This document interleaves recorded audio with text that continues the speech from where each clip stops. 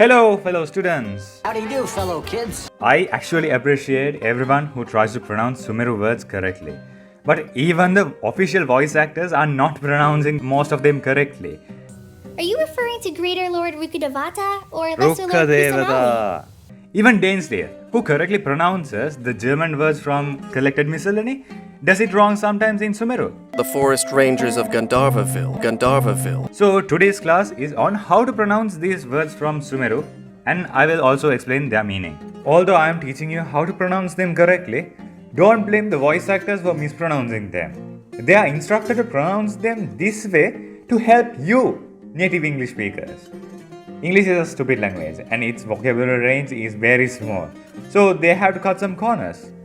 Don't go saying like, whoever don't appreciate other cultures. Shut up!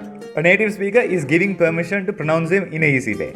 I'm only able to explain the Sanskrit-based words because my mother tongue is one of these languages. So I cannot show the Arabic and Egyptian names. The main problem with Sumeru words that Liu words don't have is that we have no reference from the original language. Like sometimes there is a difference between this and this. One is a and the other is a. As you can see, I'm a faceless YouTuber for now. So listen carefully to how I pronounce them. It's not that hard. So let's start with the region name. Sumeru. I've heard people pronounce it as Sumeru, dragging the su and giving a m sound. Don't do that. So when you say the word, don't drag the su too much. Drag the meru as Sumeru. Sumeru. If you don't drag the meru, it is this insect's name, Meru. The origin of this name comes from the word Mahameru Parvata and switching the prefix Maha for Su, depending on different regions. In Buddhism and Hinduism, Sumeru is said to be the center of the universe. After listening to so many people say Sumeru, it's starting to rub off on me too. But Sumeru is the correct pronunciation. The first area we enter in Sumeru is called Avidya Forest. If I slow it down, Avidya. Avidya. Avidya is a word used to describe everything that rejects science. Vidya means science, and adding a prefix of a makes it avidya, which gives the opposite meaning of science. So Avidya Forest is a forest of anti-science. So this forest makes no sense through the lens of science. Avidya is not exactly magic, but something along that line. Again, it's pronounced as Avidya, Avidya Forest. The village we first arrive unconscious is called Gandharva Ville. So it's pronounced as Gandharva Ville. Gan and Dharva. You got to exhaust like someone hit you in the stomach to get that dha sound. Gandharva means divine performer. If the Gandharva is male, he's a musician. And if the Gandharva is female, she's a dancer. So Gandharva Ville is divine performer village. I can also say that Ville means small lake, but since it's a village, let's keep it simple and say it's a mix between two languages. To pronounce the word one last time, it's Gandharva Ville. But it's also fine if you pronounce it as Gandharva Ville. We are searching for the icon of Sumeru, and she's called Kusanali. Most people and voice actors pronounce Kusanali's name correctly, so I think there is nothing too much to fix. But I have heard people shorten her name to Kusa. For that, I have to say no. For anyone unaware, Kusanali is one of Buddha's previous reincarnations, and Kusa is a totally different reincarnation of his. King Kusa got cursed to have an ugly face because of his misdeed in his previous life. Buddha stayed in the reincarnation cycle of samsara for uncountable years until he finally became enlightened. We call it Sara Asankeya Kalpalaksha. But only 547 of these lives got told and written in Jataka stories. So have some respect and say the full name. Moving on to the previous Dendroarchon, she's called Rkkadevata. If I slow it down, you can say it as Rkkadevata. Rkkadevata. Rkkadevata. It's similar to how when you write Tha Romaji for Japanese, it's pronounced as Tha. So even if it's Rkkadevata, we say it as Rkkadevata, which means tree god. There is a misconception spread in the wiki about the meaning of Rkkadevata. It says Rkkadevata is a Yakshani. Yakini or Yakshani is a female demon. They might have thought it was correct since Archons have demon names. From a few dozen stories I have read on the original Jataka storybook, there are some situations where demons shapeshift to look like Rukkadevatas to eat people. Think of this for a moment. Rukkadevata is not a name. It's a title given to a god residing on a tree. In some cases, every single tree has a Rukkadevata or a tree god. But Kusanali is the name of one of these Rukkadevata. Now, how's that for an interesting fact?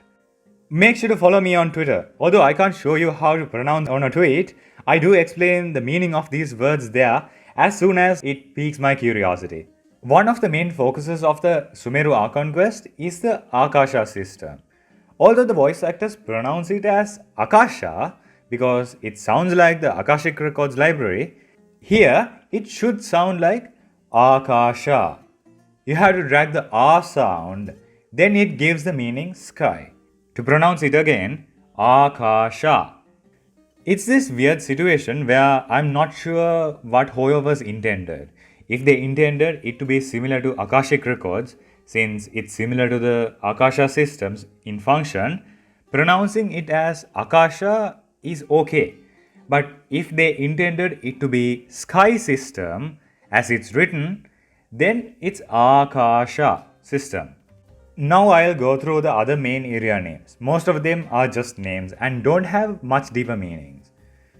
From the very north of the Sumeru map, we have the Lokapala Jungle. Lokapala Jungle.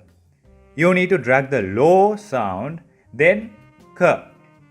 So Loka. Loka means world and pala means controller. So the word comes from the gods called Lokapala Devata.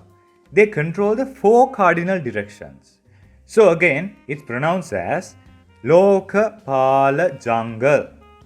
Another important location, the Port Omos, is in Ardravi Valley. If I slow it down, it's Ardravi.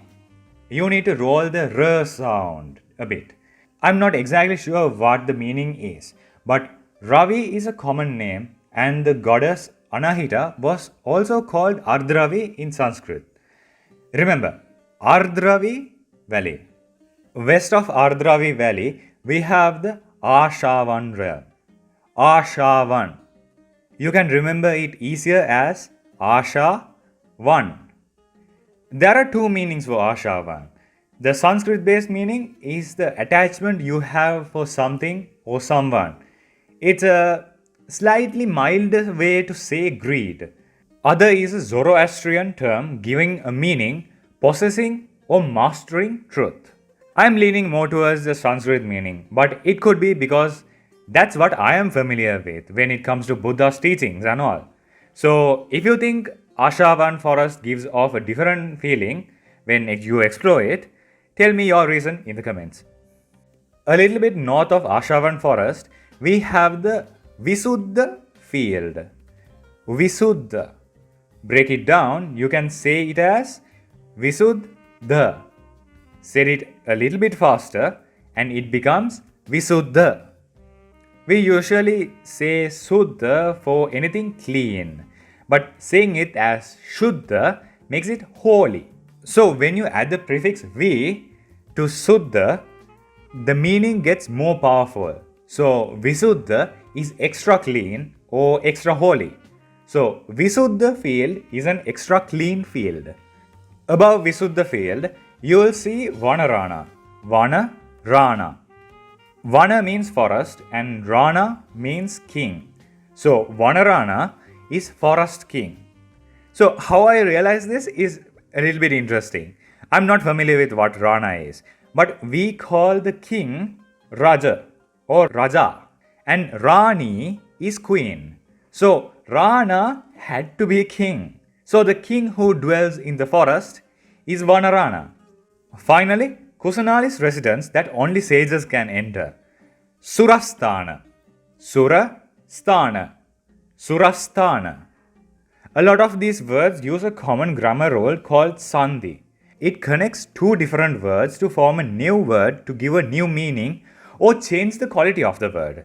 So when you visandhi the sandhi word, that's also another word using that rule, you can understand the meaning better. So in Surasthana, two words, Sura and Sthana, are used. When you say Sura, do not drag the Su. Sura means hero, so the whole meaning changes. Sura means God or divine, and Sthana is place. It comes from the Sanskrit word Sthan, which means stationary. You might have heard India is also called Hindustan. That's a great example where this is used. Hindu's place, Hindustan. Like that, Surasthana is God's place or divine accommodation. Currently, as of recording this video, I haven't explored Sumeru much. But when I finish exploring and do all the world quests and stuff, I'm sure there'll be more words. If you know any other words I missed, put them in a comment. If they are Sanskrit based, I'll be sure to put them in a future video. Also, I started streaming on Twitch, and that is where I compiled all these words. So catch me live there next time. If you think this video was helpful, smash that like button, punch my face here to subscribe. Let's get that small number to a big number. Check out these videos on theories and other stuff. In the meantime, as always, this was Ekamin. Thanks for watching, and until next time, let your imaginations run wild.